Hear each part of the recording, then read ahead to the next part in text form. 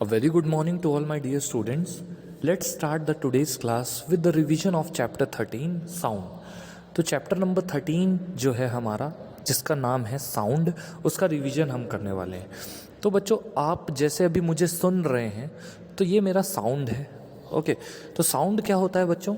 Sound होता है vibration से पैदा होने वाली ध्वनि, वाइब्रेशन से पैदा होने वाली आवाज़ कहलाता है साउंड। ओके, तो साउंड के बारे में ज़्यादा बताने की ज़रूरत मुझे नहीं है, क्योंकि आपको पता है साउंड क्या कहलाता है। ओके, बट साउंड पैदा कैसे होता है ये ज़रूर बताने वाली चीज़ है। यहाँ पर आप अलग अलग साउंड के इंस्ट्रूमेंट्स देख सकते हैं, हारमोनियम, तबला, सितार, ये सारे इंस्ट्रूमेंट्स आप देख सकते हैं। इन्हीं में साउंड प्रोड्यूस होता है, ठीक है, इन्हीं से साउंड प्रोड्यूस किया जाता है जो हमारे कानों को बहुत अच्छा लगता है। तो सबसे पहले sound is produced by a vibrating body. एक ऐसी चीज़ जो वाइब्रेट करे, उससे साउंड प्रोड्यूस होता है। जैसे आपने देखा होगा बच्चों कि जब ढोल बजाए जाते हैं शादियों वगैरह में, तो उसके वाइब्रेशन से साउंड प्रोड्यूस होता है, ठीक है। जब भी आपने किसी गिटार बजाने वाले को देखा होगा तो उसकी स्ट्रिंग वाइब्रेट करती हैं, उससे साउंड प्रोड्यूस होता है, ठीक है। तो साउंड किससे प्रोड्यूस होता है बच्चों? एक वाइब्रेटिंग बॉडी से साउंड प्रोड्यूस होता है, ठीक है। कभी स्कूल की जो बेल होती है या कोई स्पीकर होता है, स्पीकर को जब आप ध्यान से उसको टच करके देखेंगे, या फिर स्पीकर भी क्यों, जब आप बात कर रहे हैं किसी से या कुछ बोल रहे हैं या गाना गा रहे हैं, तो अपने गले को टच करके देख लीजिए। साउंड आपके गले से निकलता है और आपका गला वाइब्रेट कर रहा होता है, तो इसी वाइब्रेशन की वजह से साउंड पैदा होता है, ठीक है। फिर ये बच्चा आप देख पा रहे हैं, ये एक कुकर के जो बेस है उस पर स्टिक से यानी एक डंडे से हिट करेगा तो साउंड प्रोड्यूस होगा। और जब साउंड प्रोड्यूस हो रहा होगा और ये इस बर्तन को टच करेगा, जब इस ये बर्तन को टच करेगा तो वाइब्रेशन फील होगा इसको, ठीक है। तो साउंड कैसे पैदा होता है? वाइब्रेटिंग बॉडी से पैदा होता है। वाइब्रेशन क्या चीज़ होती है? जब कोई भी चीज़ आगे पीछे ऊपर नीचे हिले, उसको बोलते हैं वाइब्रेशन, ठीक है। जैसे कोई रबर बैंड है, उसको आप खींचिए, ठीक है, रबर बैंड को आप खींचिए और फिर छोड़िए तो वो ऊपर नीचे हिलेगा, उसी को वाइब्रेशन बोलते हैं। तो वाइब्रेशन की डेफिनेशन क्या हो गई? The to and fro motion, the to and fro और back and forth motion of an object is called vibration. The to and fro और back and forth motion of an object is called vibration. Vibration क्या होता है? किसी भी object का आगे पीछे या ऊपर नीचे हिलना कहलाता है वाइब्रेशन, ठीक है। यहाँ पर आप देख सकते हैं एक थाल रखी हुई है, थाली है, उस पर पानी भरा हुआ है और चम्मच से आप अगर उस पर हिट करेंगे, उस पर मारेंगे, तो जो पानी भरा हुआ है उसमें वेव्स बनेगी। ये वेव्स क्या दिखाती हैं? वाइब्रेशन दिखाती हैं, ठीक है। We see that a vibrating object produces sound. हमने ये देखा कि एक वाइब्रेटिंग ऑब्जेक्ट ही साउंड प्रोड्यूस करता है, ठीक है। कई बार उसका वाइब्रेशन इतना कम होता है कि हमें साउंड सुनाई नहीं देता है, ठीक है।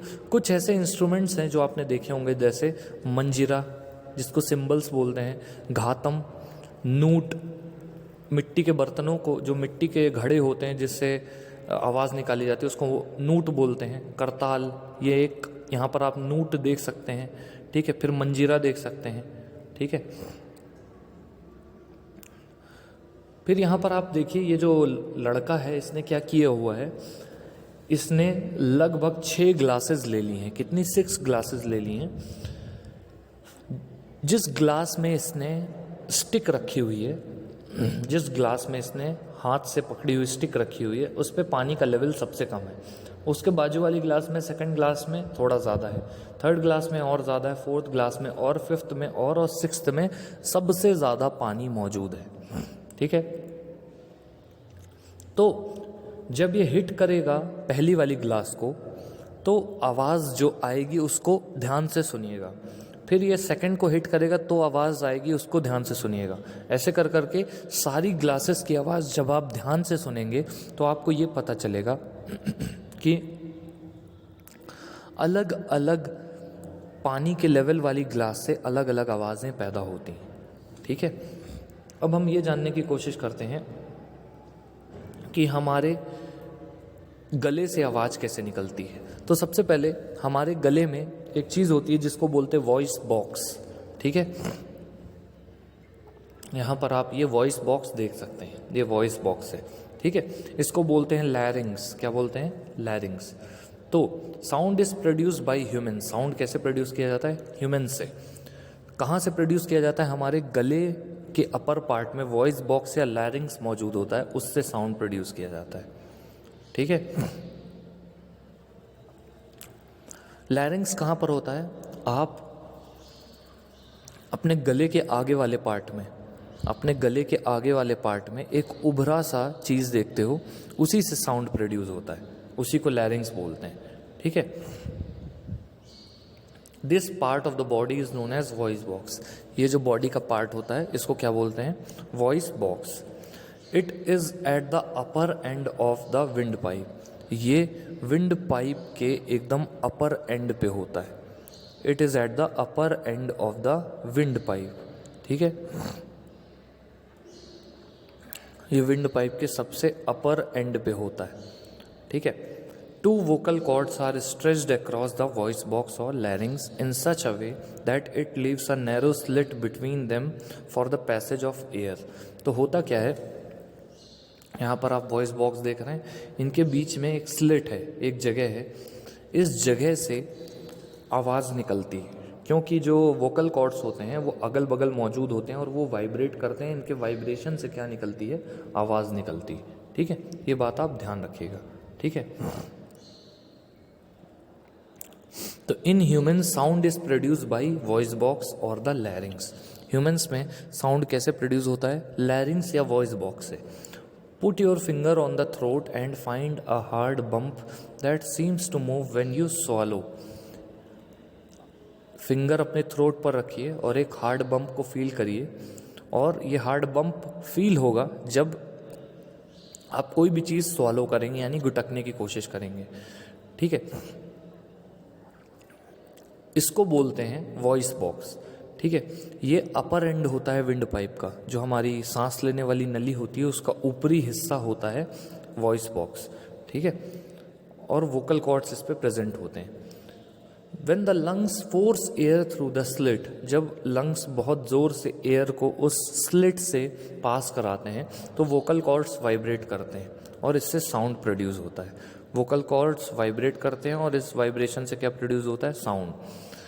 अब मसल्स जो अटैच होती हैं इससे, इस वोकल कॉर्ड से, वो कॉर्ड्स को टाइट या लूज कर देती हैं। ठीक है, जब वोकल कॉर्ड्स टाइट और थिन होते हैं तो वॉइस की क्वालिटी डिफरेंट होती है। ठीक है, और जब लूज और थिक होते हैं तो वॉइस की क्वालिटी डिफरेंट होती है। फिर यहाँ पर आप देख सकते हैं, ये बच्ची, इसने इलास्टिक के 2 शीट ले लिए हैं, उस इलास्टिक के शीट को आपस में जोड़ करके ये बीच से फूंक मारती है तो आवाज़ निकलती है। उसी तरह से हमारे वोकल कॉर्ड से वाइब्रेशन से आवाज़ निकलती है। ठीक है, अब जो मैन होते हैं, मतलब आदमी होते हैं, आदमियों के वोकल कॉर्ड्स औरतों से बड़े होते हैं। आदमियों के वोकल कॉर्ड्स लगभग 20 मिलीमीटर्स के होते हैं, औरतों के वोकल कॉर्ड्स 15 मिलीमीटर के होते हैं। ठीक है, sound needs a medium for propagation. Sound को प्रोपोगेशन के लिए एक मीडियम की ज़रूरत होती है।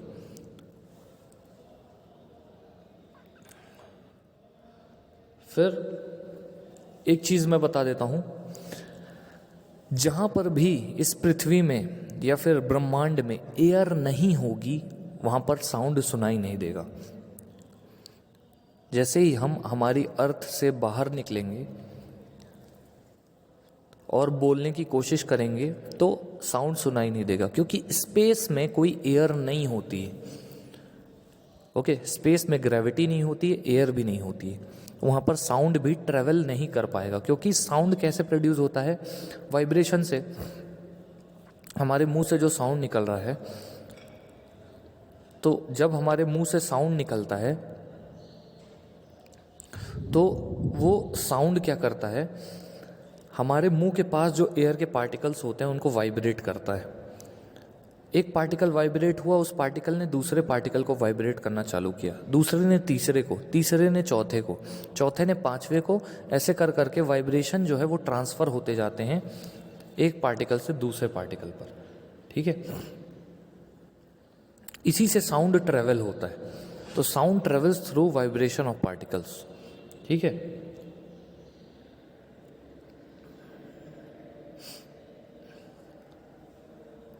अब वैक्यूम क्या होता है? वैक्यूम मतलब होता है जहां पर एयर नहीं होती उस जगह को वैक्यूम बोलते हैं। जिस जगह पर एयर प्रेजेंट नहीं होती उस जगह को क्या बोलते हैं? वैक्यूम बोलते हैं। ठीक है, अब यहाँ पर आप एक देख सकते हैं, एक बच्चा है, उसने पानी में एक बेल को डाल दिया है, एक घंटी को डाल दिया है।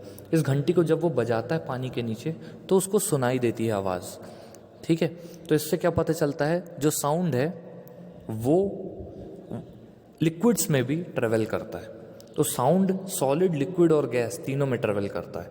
यहाँ पर इन दोनों बच्चों को आप देख सकते हैं, एक ने स्केल ली हुई है और उस स्केल को जब ये अपने हाथों से हिट करता है, ये स्केल लोहे की है, मेटल की, स्टील की है, और जब ये अपनी उंगलियों से, दूसरा छोटा वाला बच्चा जो है वो अपनी उंगलियों से हिट करता है तो ये जो लंबा वाला बच्चा है उसको सुनाई देता है। इससे क्या पता चलता है? साउंड सॉलिड्स में भी ट्रेवल हो पाता है। ठीक है, दूसरा एक्सपेरिमेंट, यहाँ पर ये दोनों बच्चे टेबल पर बैठे हुए हैं, एक ने टेबल पर कान रखा हुआ है, दूसरे ने हाथ रखा हुआ है। जब ये हाथ को धीरे धीरे मूव करता है ये बच्चा, तो जिसने कान रखा हुआ है उस बच्चे को सुनाई देता है। ठीक है, एक टॉय टेलीफोन यहाँ पर आप देख सकते हैं, एक टॉय टेलीफोन खुद बनाकर देखिएगा, और साउंड वाइब्रेशन से कैसे प्रोड्यूस होता है उसका एक एक्सपेरिमेंट यहाँ पर दिया हुआ है। ये बच्चा है, इसने एक बॉक्स ले लिया है, उसके ऊपर रबर या फिर बलून चढ़ा दिया है, उस बलून पे थोड़े से सैंड के दाने रख दिए हैं, सैंड। ओके, नीचे से ये आवाज़ निकाल रहा है। ठीक है, जब ये बोल रहा है तो सैंड जो है, जो रखी हुई है, वो वाइब्रेट करती है। इससे क्या पता चलता है? साउंड जो है वो वाइब्रेशन प्रोड्यूस करता है। अब ये साउंड हमें सुनाई कैसे देता है? हमारे कान में ईयर ड्रम होता है। ये ईयर ड्रम जो है आते हुए साउंड से वाइब्रेट होता है। जैसे ही साउंड आता है तो उसके कारण ईयर ड्रम वाइब्रेट होता है। तो ईयर ड्रम के वाइब्रेशन से क्या होता है? वो वाइब्रेशन आगे ट्रांसफ़र होता है और उसके ट्रांसफ़र होने से हमें साउंड सुनाई देता है। ठीक, तो ईयर ड्रम के वाइब्रेट होने से हमें साउंड सुनाई देता है। ठीक है, इस बात का आप ध्यान रखिएगा।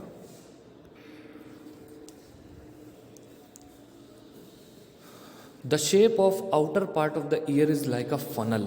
यहाँ पर मैं ईयर का शेप दिखाता हूँ, ये ईयर है, इसका बाहर का शेप जो होता है वो एक फनल की तरह होता है।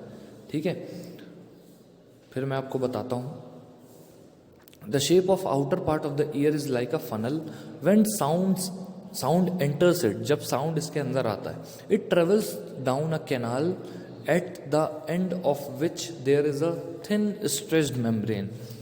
तो ये साउंड जो है एक कैनाल से पास होता है, उसके कैनाल के पीछे एक स्ट्रेच्ड मेम्ब्रेन होती है। उस स्ट्रेच्ड मेम्ब्रेन का नाम होता है ईयर ड्रम। क्या नाम होता है? Ear drum. ये ईयर ड्रम साउंड के कांटेक्ट में आने से वाइब्रेट करता है, इसी के वाइब्रेशन से हमें साउंड सुनाई देता है। ठीक है, तो साउंड कैसे सुनाई देता है? ईयर ड्रम के वाइब्रेट करने से हमें साउंड सुनाई देता है। ठीक है, अब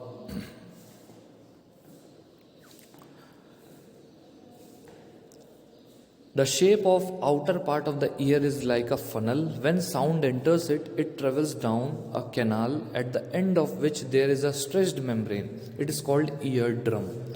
ठीक है, The eardrum is like a stretched rubber sheet. eardrum कैसा होता है? एक stretched rubber sheet की तरह होता है। Sound vibrations make the ear drum vibrate. जो साउंड के वाइब्रेशन होते हैं वो ईयर ड्रम को वाइब्रेट करवाते हैं। वो क्या करते हैं? ईयर ड्रम को वाइब्रेट करवाते हैं। ठीक है, sound vibrations make the ear drum vibrate. The ear drum sends vibration to the inner year.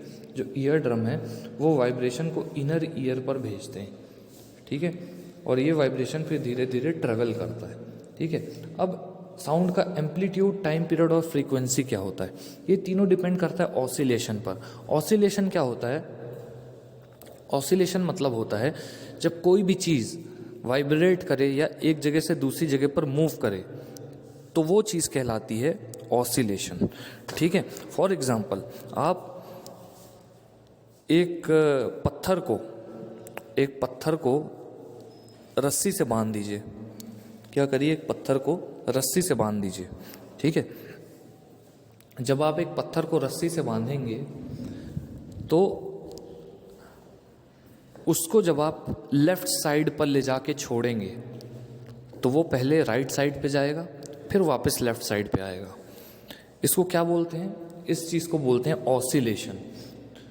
तो फ्रीक्वेंसी क्या होती है? एक सेकंड में किसी भी चीज़ ने कितने बार ऑसिलेट किया है, यानी आगे पीछे कितने बार किया है, एक सेकंड में किसी भी चीज़ ने कितने बार ऑसिलेट किया है, वो कहलाता है वाइब्रेशन। तो number of vibrations depend on oscillation. Number of vibration किस पर डिपेंड करता है? ऑसिलेशन पर। ठीक है, तो ऑसिलेशन क्या होते हैं? लेफ्ट राइट आगे पीछे मूव करना कहलाता है ऑसिलेशन। ठीक है, द नंबर ऑफ ऑसिलेशन पर सेकंड इज कॉल्ड फ्रीक्वेंसी। तो फ्रीक्वेंसी क्या होती है? नंबर ऑफ ऑसिलेशंस पर सेकंड। फ्रीक्वेंसी किस पे एक्सप्रेस की जाती है? हर्ट्ज में। ठीक है, एम्पलीट्यूड क्या होता है? एम्पलीट्यूड होता है जितनी डिस्टेंस कोई भी वाइब्रेटिंग ऑब्जेक्ट ट्रेवल करता है, कोई भी चीज़ हिल रही है तो वो कितना हिल रही है, वो कहलाता है उसका एम्पलीट्यूड। ठीक है, तो साउंड या आवाज़ की जो लाउडनेस होती है वो एम्पलीट्यूड पर डिपेंड करती है, और जो आवाज़ की पिच होती है, तीखापन होता है, वो डिपेंड करता है फ्रीक्वेंसी पर। तो pitch depends on frequency whereas loudness depends on amplitude. ठीक है, जो ज़रूरी नहीं है जो आवाज़ लाउड हो उसकी पिच ज़्यादा हो। जैसे ड्रम की आवाज़ लाउड होती है लेकिन उसकी पिच कम होती है। लेकिन एक सीटी होती है, विसल, उसकी आवाज़ उतनी नहीं होती लेकिन उसकी पिच बहुत ज़्यादा होती है। ठीक है, तो shrillness, the frequency determines the shrillness और पिच ऑफ अ साउंड। जो फ्रीक्वेंसी होती है वो पिच या श्रिलनेस बताती है साउंड की। ठीक है, loudness of sound is proportional to the square of amplitude of the vibration producing the sound. तो साउंड की लाउडनेस जो होती है वो क्या होती है? Loudness of a sound is proportional to the square of amplitude of the vibration producing the sound. For example, if the amplitude becomes twice, अगर एम्पलीट्यूड दुगना हो जाता है तो लाउडनेस भी 4 गुनी हो जाती है। लाउडनेस किस पे एक्सप्रेस की जाती है? डेसिबल में एक्सप्रेस की जाती है, dB. Okay, normal breathing 10 decibel की होती है, कोई धीरे धीरे बात करता है 30 डेसिबल से, नॉर्मल कन्वर्सेशन 60 डेसिबल का होता है, बिजी ट्रैफिक 70 डेसिबल का होता है, कोई भी फैक्ट्री होती है वो लगभग 80 डेसिबल का साउंड निकालती है। फिर ये पॉइंट इंपॉर्टेंट है, the loudness of a sound depends on it's amplitude. When the amplitude of vibration is large, sound produces loud. जब लाउडनेस जो होती है, मैंने बताया आपको, एम्पलीट्यूड पर डिपेंड करती है, और जो पिच होती है वो फ्रीक्वेंसी पर डिपेंड करती है। ठीक है, यहाँ पर देखिए जो फ्रीक्वेंसी है यहाँ पर कम है, लेकिन ये विसल की फ्रीक्वेंसी ज़्यादा है।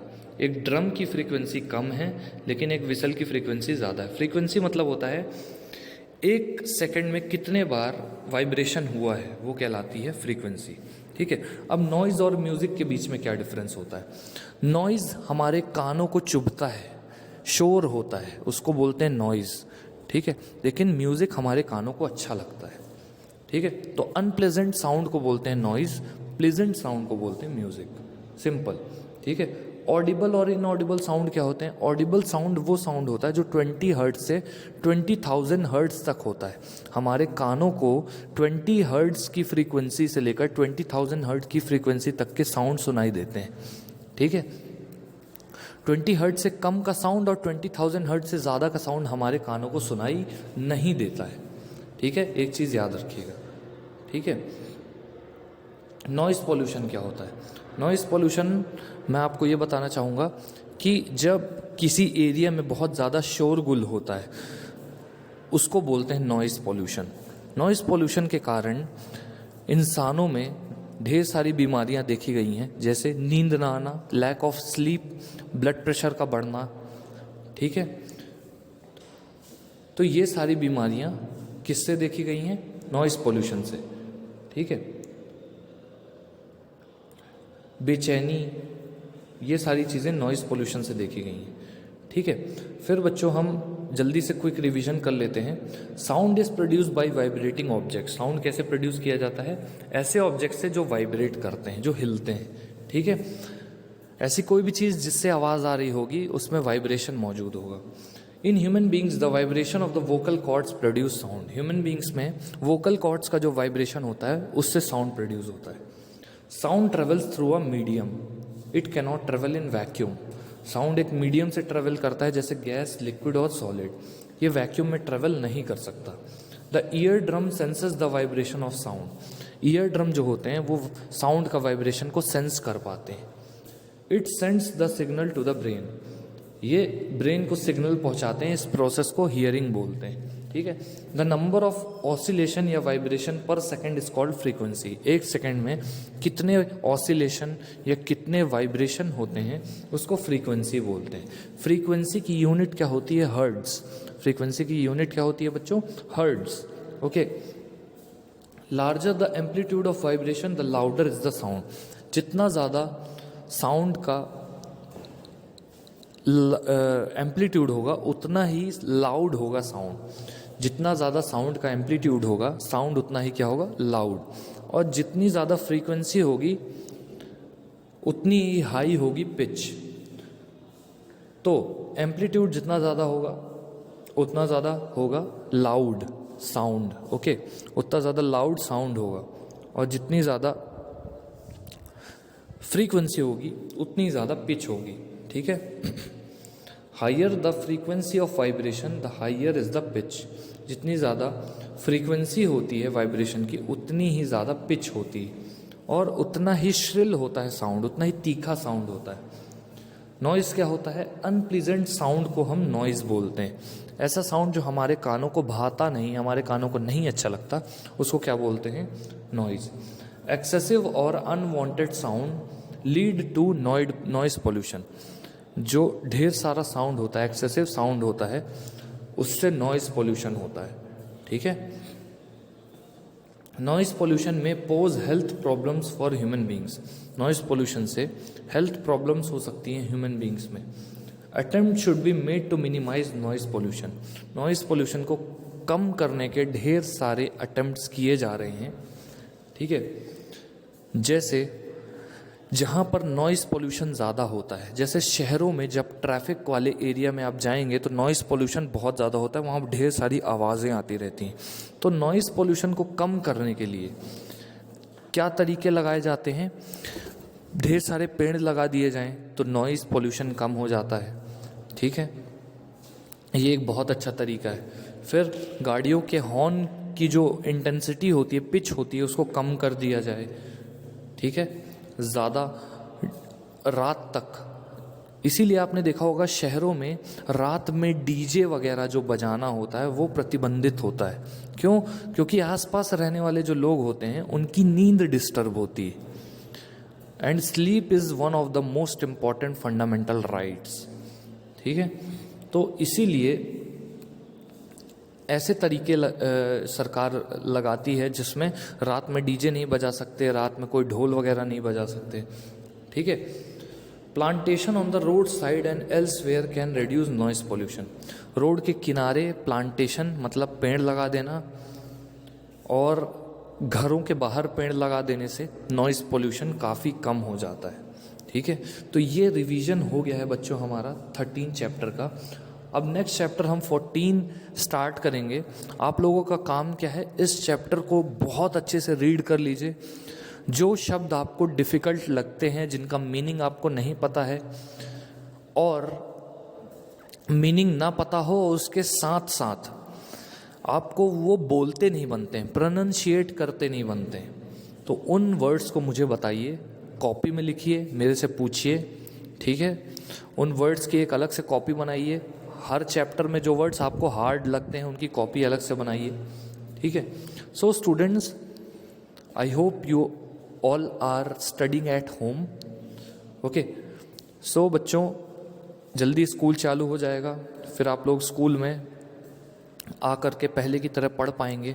ओके, तब तक घर पे ईमानदारी से पढ़ते रहिए। That's all for now, thank you so much.